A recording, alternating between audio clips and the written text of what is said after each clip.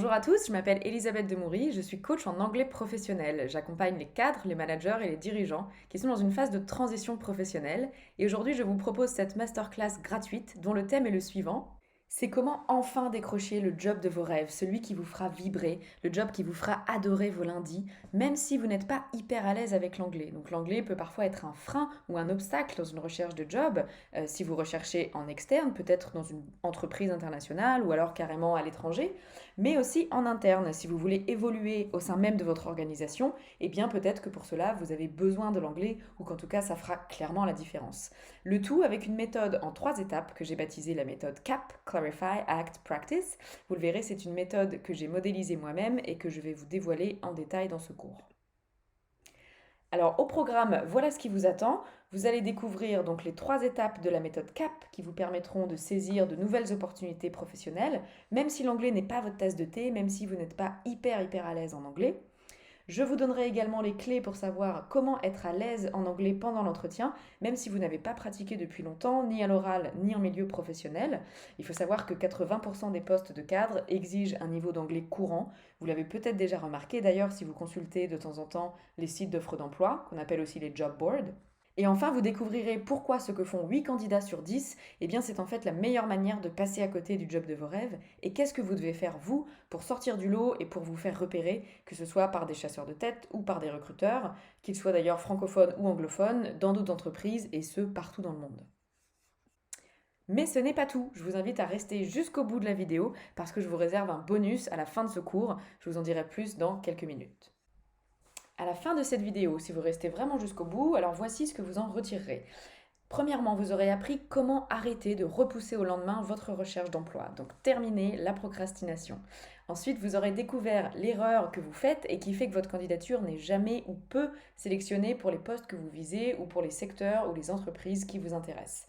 Et enfin, vous comprendrez que ces bonnes habitudes que vous avez prises pour vous remettre à l'anglais, je pense à peut-être regarder des films en VO, télécharger une application ou bien utiliser votre CPF pour prendre des cours d'anglais classiques du type Wall Street English par exemple, eh bien ne font que 2% du chemin face à un recruteur.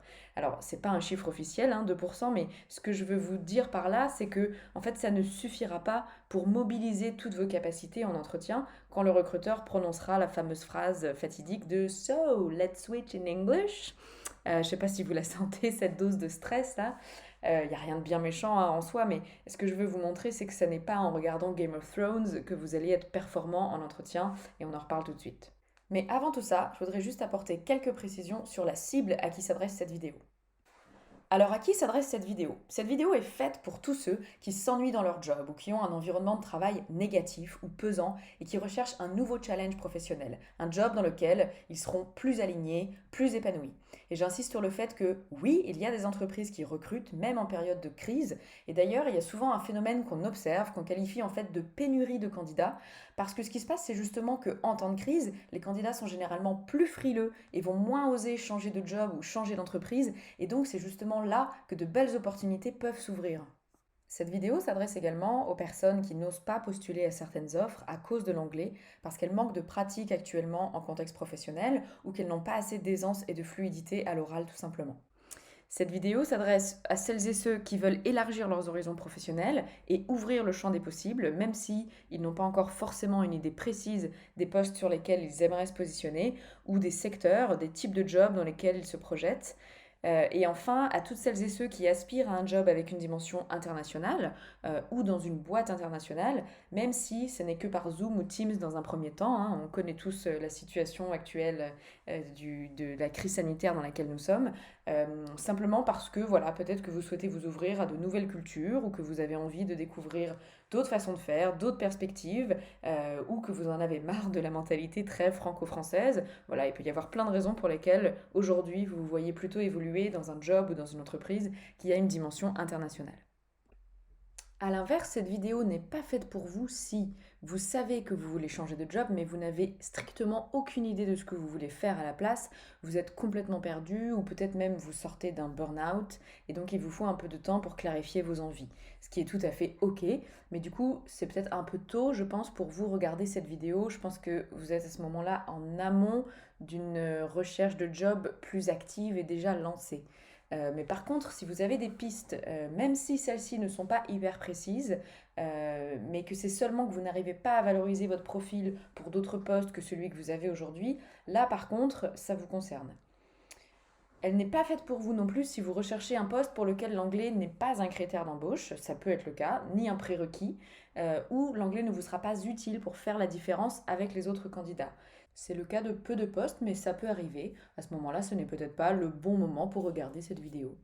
Ce n'est peut-être pas le bon moment non plus de regarder cette vidéo si vous avez un niveau d'anglais vraiment grand débutant et tellement faible que quand on vous demande What's your name, vous répondez Brian is in the kitchen. Donc bon, c'est un peu caricatural, hein, évidemment, c'est de l'humour, mais c'est pour vous dire que voilà, si vous êtes un grand débutant, si vous manquez de connaissances vraiment basiques en anglais, j'entends par là, voilà, vous avez du mal à aligner sujet, verbe, complément, vous en êtes peut-être à apprendre les couleurs ou les animaux, effectivement, ma méthode ne sera sûrement pas la plus adaptée, puisqu'elle s'articule véritablement autour de la pratique orale. Donc voilà, si vraiment vous en êtes au stade grand débutant, ce qui est tout à fait louable, à mon avis, cette vidéo n'est pas faite pour vous. Eh bien, si vous êtes toujours là, on y va, c'est parti. Donc si vous êtes encore là, c'est que vous êtes peut-être dans une des situations suivantes. Vous manquez d'aisance et de fluidité en anglais parce que vous ne le pratiquez pas régulièrement dans votre poste actuel. Vous n'avez pas super confiance en vous quand vous devez parler anglais. Vous avez sûrement un CV en français, mais votre CV en anglais n'est peut-être pas adapté au job que vous recherchez, ou alors il manque de clarté, il date un peu, il est un petit peu obsolète. Votre profil LinkedIn n'est pas à jour ni optimisé pour ressortir auprès des recruteurs, voire vous avez fait peut-être un profil en français, mais vous n'avez pas de profil LinkedIn en anglais. Et enfin, vous vous débrouillez en anglais aujourd'hui sur votre job, mais quand il s'agit de vous présenter à l'oral, de parler de vous, de votre projet, de votre parcours et de votre motivation, eh bien, vous cherchez vos mots, vous cherchez votre vocabulaire, peut-être que c'est un petit peu trop scolaire. Bref, vous manquez clairement de pratique et d'un vocabulaire actuel de votre secteur pour être performant dans un contexte professionnel. Et en conséquence, eh bien, vous regardez de temps en temps les offres d'emploi, mais vous n'osez pas toujours passer à l'action. Vous n'êtes pas certain de savoir quelles offres vous correspondent vraiment ou quelles offres sont faites pour vous ou non. Donc vous passez à côté de certaines opportunités et parfois vous découvrez une offre d'emploi qui vous plaît et puis le temps d'adapter votre CV ou de le traduire en anglais, vous finissez soit par vous décourager ou alors le temps de postuler. LinkedIn vous dit il y a déjà eu 200 candidats qui ont envoyé leur candidature. Donc bon, c'est un peu décourageant, c'est vraiment trop dommage. Et enfin, peut-être que vous perdez parfois confiance en votre capacité à y arriver, et donc vous finissez par vous résigner à rester dans votre job actuel, même si, en gros, ça fait plus de 3 ans que vous vous ennuyez ou que votre environnement de travail vous pèse, tout ça faute de trouver mieux. Alors peut-être que vous avez déjà essayé des choses pour mettre toutes les chances de votre côté dans votre recherche. Peut-être que vous avez essayé de commencer par scroller les offres d'emploi existantes sans forcément passer à l'action, ni même d'ailleurs sans savoir lesquelles sont vraiment faites pour vous. C'est une démarche un peu passive finalement qui consiste à attendre de voir the offre qui vous donnera enfin des papillons dans le ventre ou attendre the promotion qu'on vous promet depuis des lustres ou d'être directement contacté par un recruteur ou un chasseur pour le job de vos rêves. Alors ça peut arriver, mais bon, c'est pas la démarche la plus active qui soit et donc c'est pas la démarche la plus efficace que vous pourriez entreprendre. La deuxième chose que vous avez peut-être déjà essayé ou déjà faite, c'est traduire vous-même vos outils de recherche d'emploi. En général, on commence par là parce que c'est ce qui est le plus concret, le plus tangible, peut le réaliser vite et donc on commence par se dire ok, je vais déjà traduire mon CV ou mon LinkedIn en anglais. Et la troisième solution que peut-être vous avez déjà mise en place, c'est améliorer votre anglais de façon générale ou à l'oral, que ce soit grâce à une application ou en regardant des films et des séries en VO, ou avec des cours d'anglais que j'appelle des cours d'anglais classiques, c'est-à-dire des cours plutôt scolaires où vous faites des exercices de grammaire, en gros, vous faites des leçons, vous revoyez les règles de grammaire, les règles de conjugaison. En général, c'est le genre de cours qui peut être financé d'ailleurs par le CPF et qui a pour but plutôt de vous faire passer une certification, c'est-à-dire le TOEIC ou le TOEFL à la fin de vos cours d'anglais classiques. Mais bon, in fine, c'est pas forcément ce qui vous rendra le plus à l'aise et vraiment confiant à l'oral pour vos interventions. Mais alors voilà, peut-être que tout ça n'a pas suffi tout simplement et les résultats ont été en fait trop décevants ou trop faibles pour vous aider à avancer de façon concrète et efficace dans la recherche de votre nouveau poste. Et pourtant, vous pensez avoir fait tout ce qu'il faut, puisque c'est tout ce qu'on recommande de faire quand on cherche un nouveau job. Il faut regarder les offres d'emploi, il faut traduire son CV, il faut commencer par se remettre à niveau en anglais. Alors, qu'est-ce qui n'a pas marché? Eh bien, ces pratiques ne fonctionnent pas parce que pour être vraiment efficace dans votre recherche de job, celle-ci doit se construire en 3 phases que je vous expose dès maintenant. Ce sont ces 3 phases qui constituent, je vous en parlais au début, ma méthode CAP, Clarify, Act, Practice. Alors la première phase, que j'ai appelée Clarify Your Targets, consiste à solidifier les fondations de votre projet. Je pars en fait du principe qu'un projet qui n'est pas ultra clair pour vous, un, ne le sera jamais pour un recruteur, et deux, ne va pas nourrir en fait suffisamment votre motivation profonde. Et donc en général, c'est là où on en arrive à repousser toujours au lendemain sa recherche parce que vous n'êtes pas certain finalement de ce que vous cherchez à atteindre et de ce que vous visez tout simplement. Donc la première chose à faire, c'est clarify. Ensuite, on a la deuxième phase de ce programme, c'est ACT, Act for your job hunt, c'est-à-dire mener une recherche moderne et active. C'est la phase hyper concrète de votre recherche qui se veut active, moderne et aujourd'hui, on ne peut pas y échapper, digitale. C'est-à-dire définir votre stratégie de mots-clés, adapter votre CV, traduire votre profil LinkedIn, écrire votre lettre de motivation, etc. Donc je vais revenir évidemment plus en détail sur ces différents éléments. Et enfin, la troisième phase, Practice Your Pitch and Storytelling, c'est la partie peut-être la plus critique de toute cette démarche, c'est de s'entraîner. Practice, practice, practice. Pour faire en sorte que le jour où on vous appelle pour un entretien, vous soyez prêt, tout simplement, et que vous n'ayez plus qu'à dégainer votre pitch, à raconter votre histoire, pourquoi vous voulez absolument ce job et pas un autre, et pourquoi vous êtes la meilleure personne pour ce poste. Et donc grâce à ces 3 phases, le bénéfice que vous allez retirer, c'est que vous allez pouvoir gagner en confiance en vous et en motivation dans votre recherche d'emploi.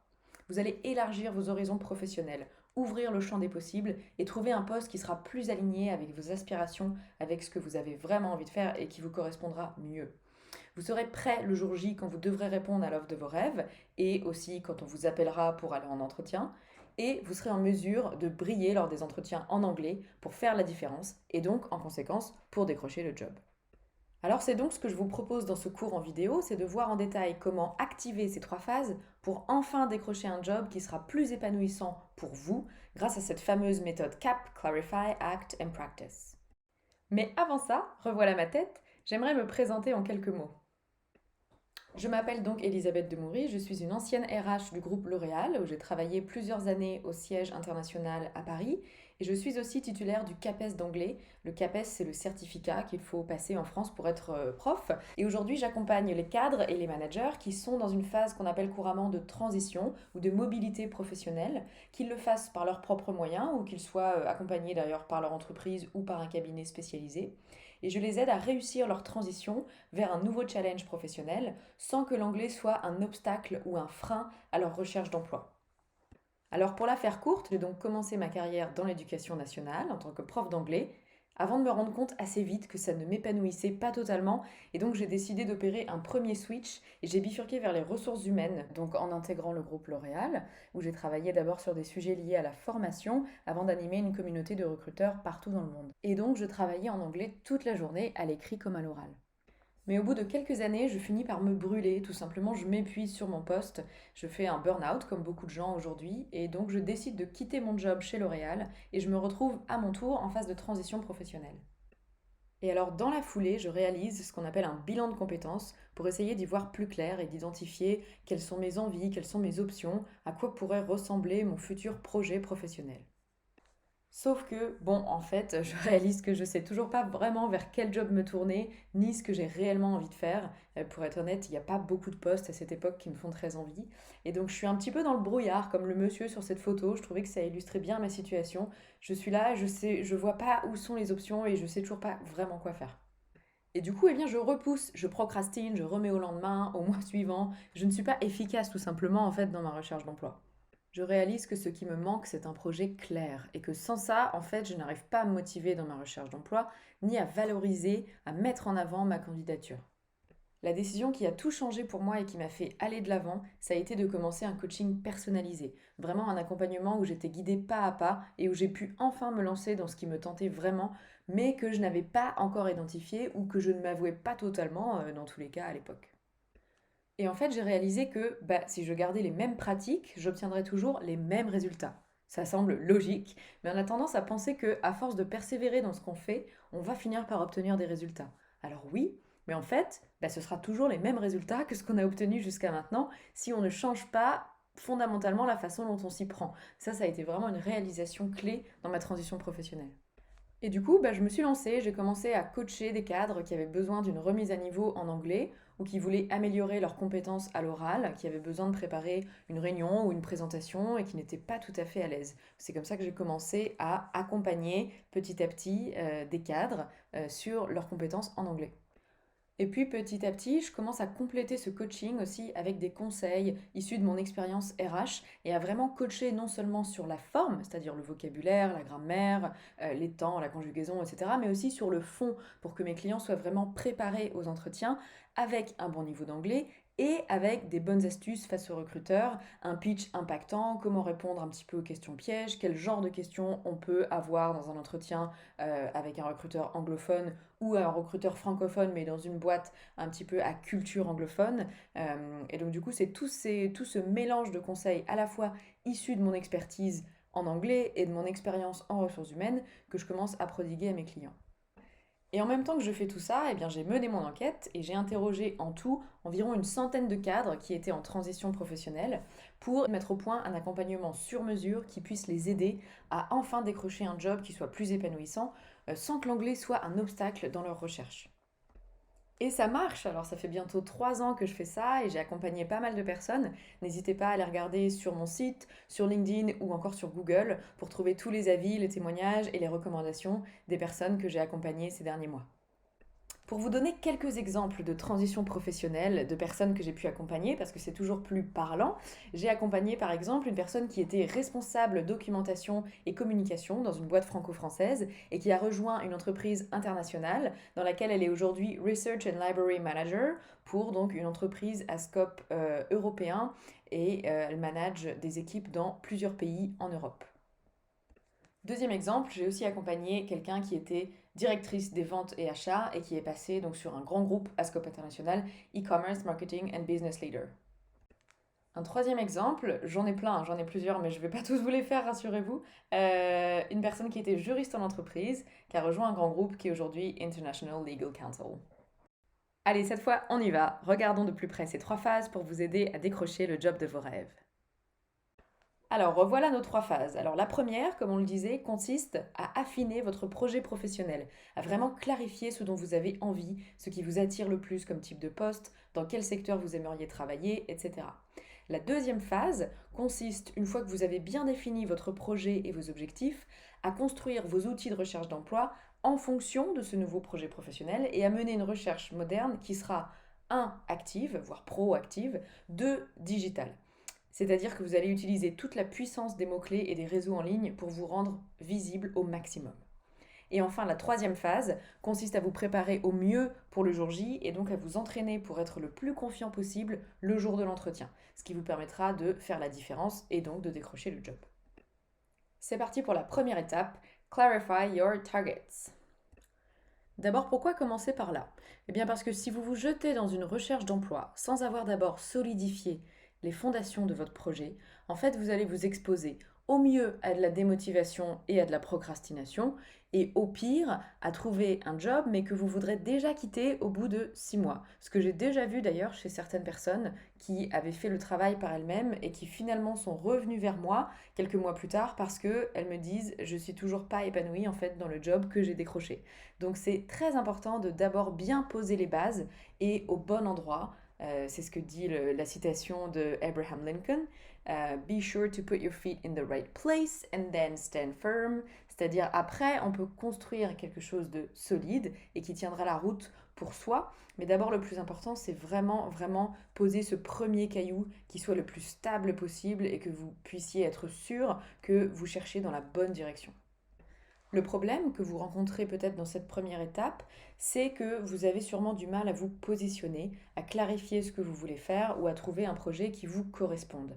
Et en fait, souvent l'erreur que l'on peut faire, c'est de ne pas justement essayer de trop clarifier son projet parce que on veut généralement, on se dit, je ne veux pas me fermer de porte ou je ne veux pas m'interdire des opportunités. Le problème de cette approche, c'est que en fait, on ne sait pas trop soi-même pourquoi on postule à tel ou tel job, on ne sait pas ce qui nous motive vraiment ou profondément dans ce poste ou ce secteur en particulier, et donc on passe à côté de toute une dimension émotionnelle qui nous permettrait de Un, être hyper engagé dans sa candidature et profondément aligné et donc motivé. Et deux, de faire la différence face aux autres candidats. Et souvenez-vous, le risque, on vient de l'évoquer juste avant, c'est qu'au bout de 6 mois, vous vous ennuyiez déjà sur le job ou que vous vous rendiez compte qu'en fait, c'est pas fait pour vous et donc tout ça n'aura été qu'une perte de temps, non seulement pour vous, mais finalement aussi pour l'employeur. Donc vous avez vraiment tout à gagner à établir un projet défini et un plan d'action clair pour rester motivé dans la durée et mener efficacement votre transition professionnelle. Alors, pour vous aider, pour vous donner des exemples, ce que j'aime bien faire moi avec mes clients comme petit exercice, ce sont c'est les 3 exercices suivants. Ensuite, on creuse la question en anglais à l'oral, mais vous pouvez déjà commencer par identifier vos compétences et vos réalisations, c'est-à-dire posez-vous la question, qu'est-ce que vous savez faire de mieux? Quelles compétences vous retirez de vos expériences passées qui sont acquises et que vous pourrez mobiliser demain à nouveau dans votre environnement professionnel? Puis dans un deuxième temps, vous vous demandez, ok, maintenant qu'est-ce que j'aime faire? Quelles sont mes aspirations et mes motivations? Qu'est-ce qui me donne envie de me lever le matin? Pourquoi est-ce que je me lève le matin? À quoi j'ai envie de servir? Et ensuite, ça vous aidera à déterminer le type de poste qui pourrait vous correspondre, c'est-à-dire qu'est-ce que vous pourriez faire. En gros, c'est l'intersection des 2 premières questions, c'est là où se croisent ce que vous savez faire et ce que vous aimez faire. Vous pouvez aussi lister dans chaque descriptif de poste que vous voyez et qui vous intéresse, ok, quels sont les aspects du job que vous aimez, ceux que vous aimez moins, ceux que vous adorez et ceux qui vous rebutent totalement, pour lesquels c'est pas du tout possible, vous ne voyez pas du tout faire ça. Ça peut aussi être une manière de faire le tri et d'identifier finalement ce qui vous convient et ce qui ne vous convient pas grâce au job description que vous voyez aujourd'hui des jobs qui existent sur le marché. Lorsque je le fais avec mes clients, moi ce qui est bien, c'est que ça nous permet à la fois d'affiner et de faire mûrir leur projet, tout en faisant émerger du vocabulaire en anglais, parce qu'on creuse ensuite la question énormément en anglais à l'oral. Et donc c'est du vocabulaire qui est lié à leur transition professionnelle, et c'est hyper intéressant et motivant pour eux, puisqu'on échange vraiment sur leur sujet, leur secteur et leur projet professionnel. Et donc en fait, au-delà de la langue, on valide aussi finalement le projet en lui-même.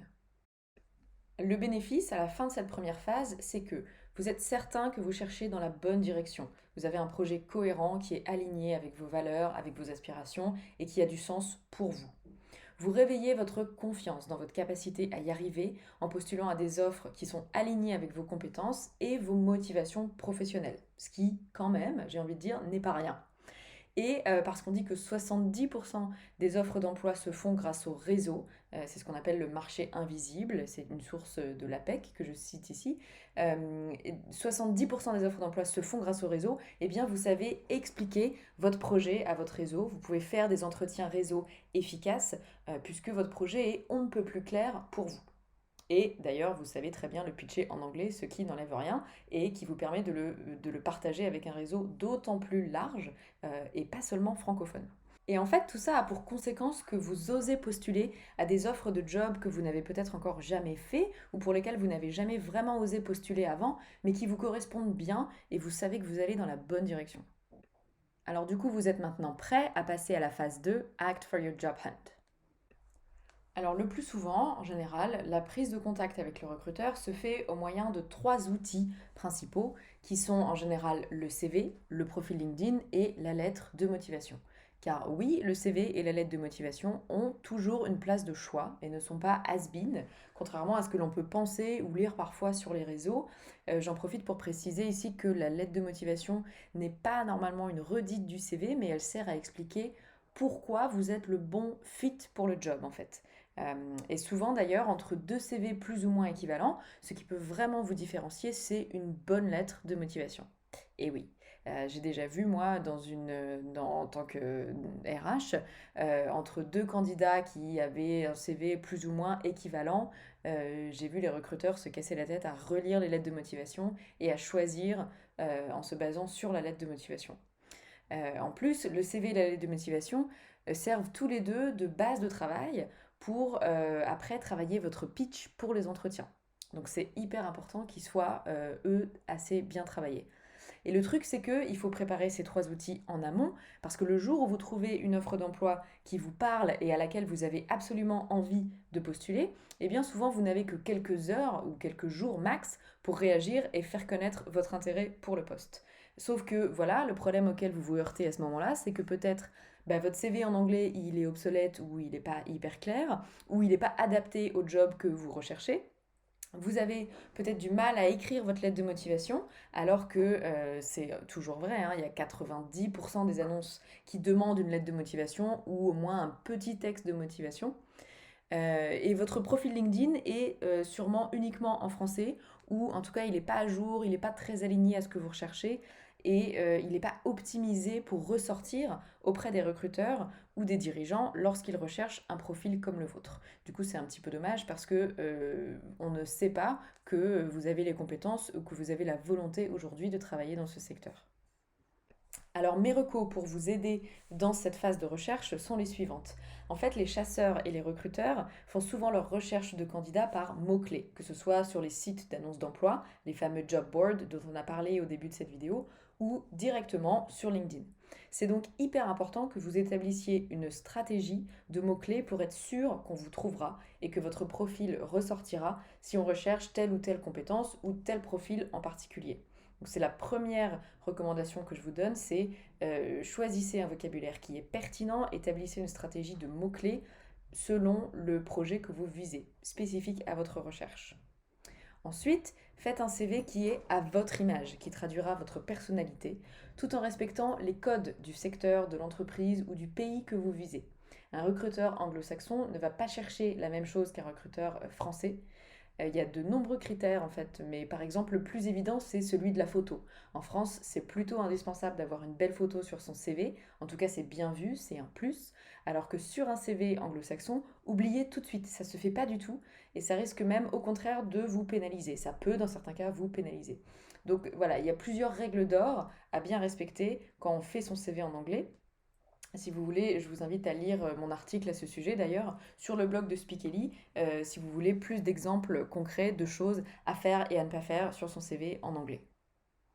Ma troisième reco, mettez à jour votre profil LinkedIn et surtout, si ce n'est pas déjà fait, ajoutez une page en anglais.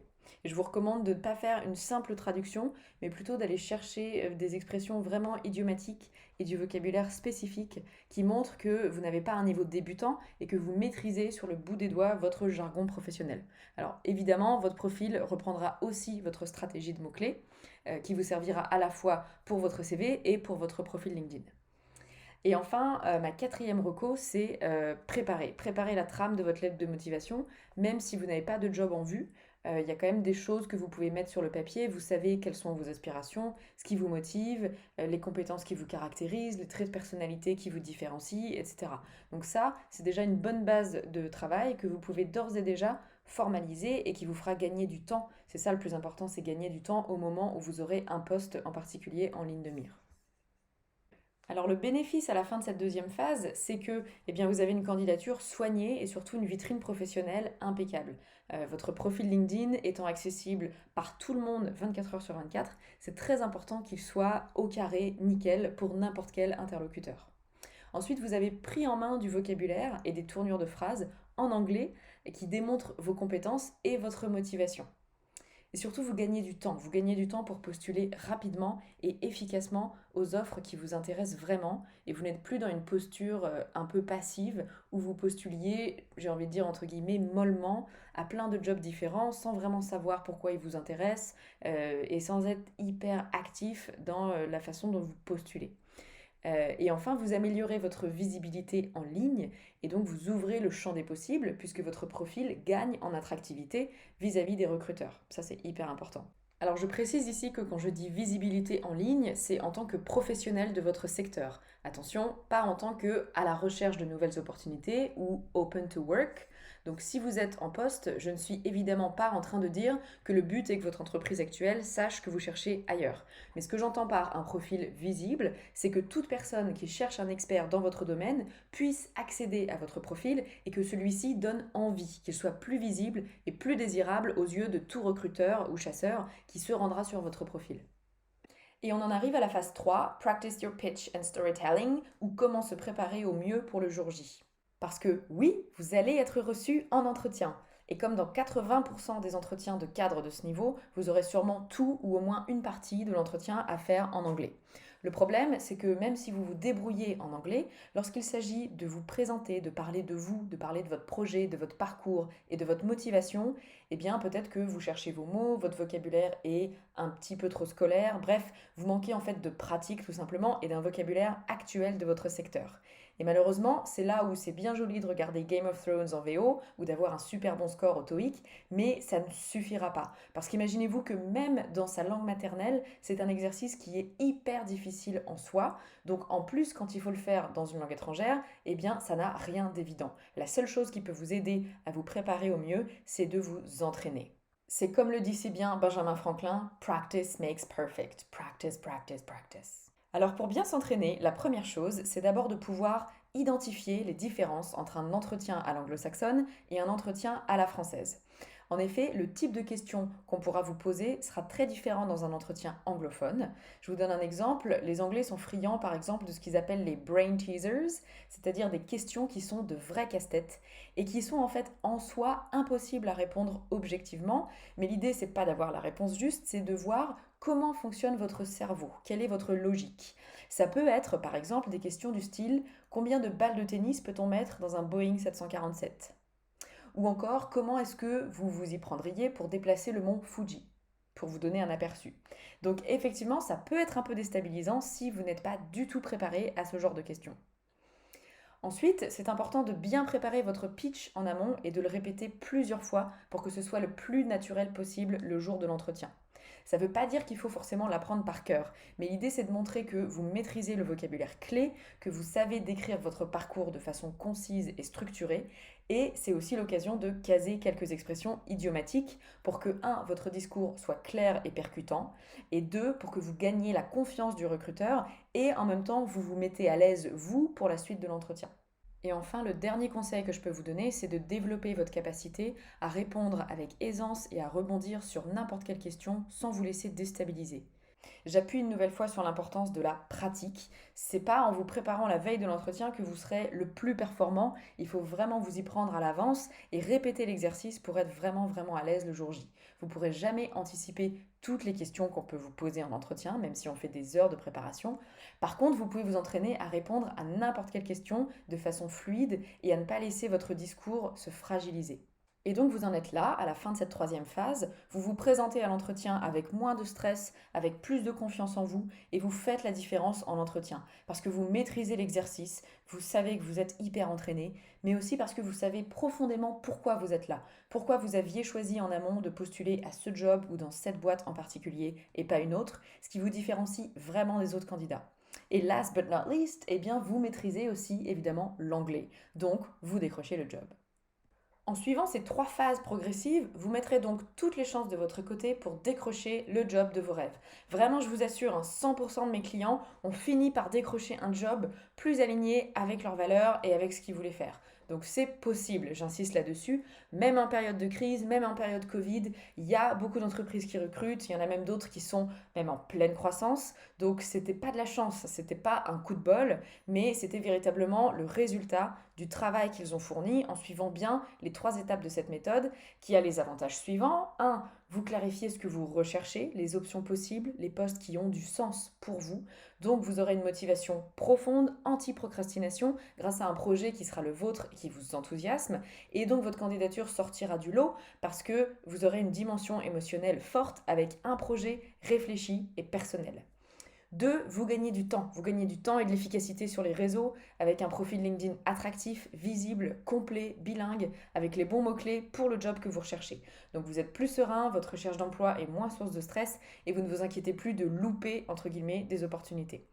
Et enfin 3, vous avez le bon pitch de présentation à l'oral qui est solide, impactant, avec un bon niveau d'anglais. Et donc vous vous sentez prêt à passer des entretiens, en partie ou totalement en anglais, et vous allez sortir du lot. Même si vous êtes en concurrence avec d'autres candidats, vous ferez la différence parce que vous êtes hyper entraîné, vous connaissez vos forces, vos compétences, vos motivations, et donc vous mettez toutes les chances de votre côté pour vraiment vous différencier et décrocher le job de vos rêves.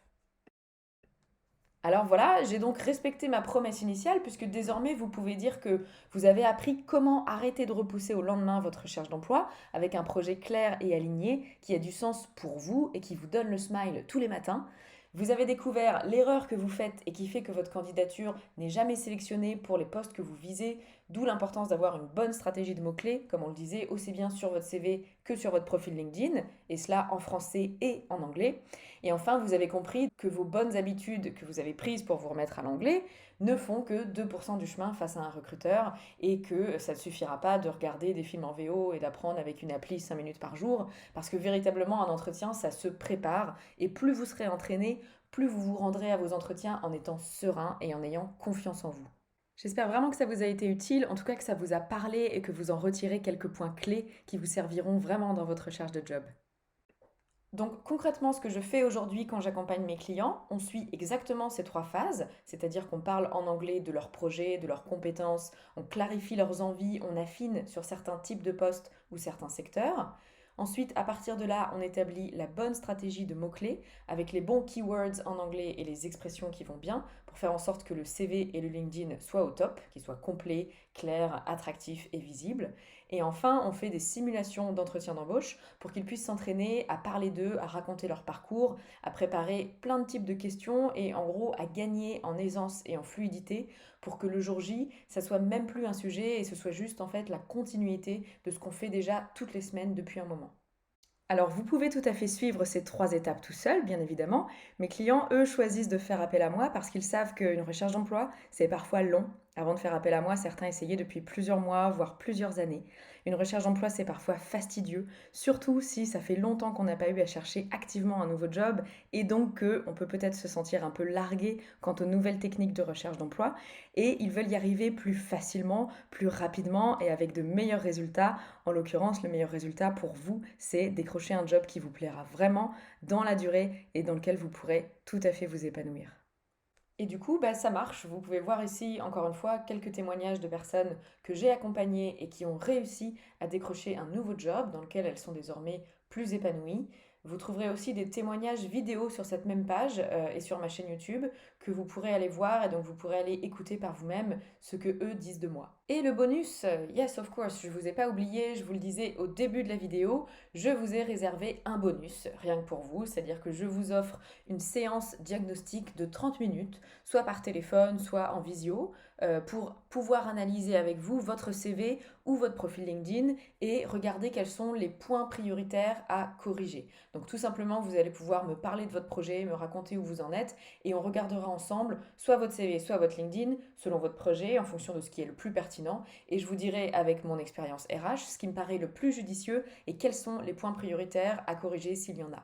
Donc j'ai réservé quelques créneaux pour les premiers qui me contacteront. Vous le voyez en cliquant sur le bouton vert tout de suite en dessous de cette vidéo. Vous verrez les créneaux qui sont dispo. N'hésitez pas à faire appel à moi, c'est gratuit. N'hésitez pas à prendre rendez-vous si vous recherchez un nouveau challenge professionnel ou vous rêvez d'une expérience internationale, de pimenter un peu votre parcours ou votre carrière en intégrant une grosse boîte, une entreprise à dimension internationale, ou si vous ne voulez pas laisser l'anglais être un obstacle dans votre recherche de job parce qu'actuellement vous avez peur que ça vous freine ou en tout cas ça puisse à un moment vous porter préjudice face à d'autres candidats, ou encore si vous n'êtes pas sûr de connaître toutes les bonnes astuces pour que votre CV soit au top ou pour avoir un bon CV et un profil LinkedIn efficace, eh bien n'hésitez pas, ce diagnostic est fait pour vous. Donc je vous invite à cliquer sur le bouton juste en dessous de cette vidéo et à réserver dès maintenant votre diagnostic gratuit de 30 minutes.